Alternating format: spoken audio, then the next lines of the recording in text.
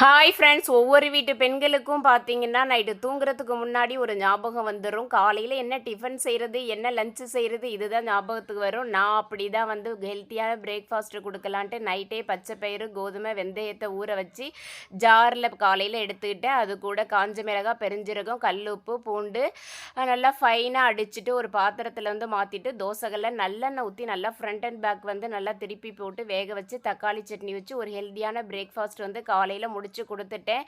அப்படியே லஞ்ச் செய்ய வந்து ஆரம்பிச்சுட்டேன். இன்னைக்கு வந்து சாம்பார், புளிக்குழம்பு இந்த மாரி குழம்புக்கெல்லாம் லீவ் விட்டாச்சு. இன்னைக்கு வெரைட்டியான ரைஸ் வந்து செய்யலான்னு முடிவு பண்ணிட்டேன். ஏன்னா என்னோட ஹஸ்பண்ட் நைட்டே லெமன் ரைஸ் செஞ்சு குடு அப்படின்னு சொல்லியாங்க.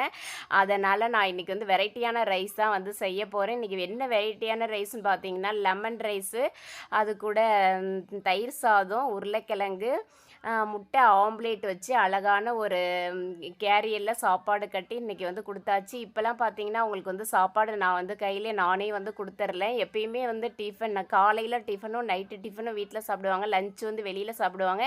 இப்போ நானே கொடுக்குறதுனால எனக்கு ரொம்ப ஹாப்பியாக இருக்குது. நெக்ஸ்ட் வீடியோவில் பார்க்கலாம்.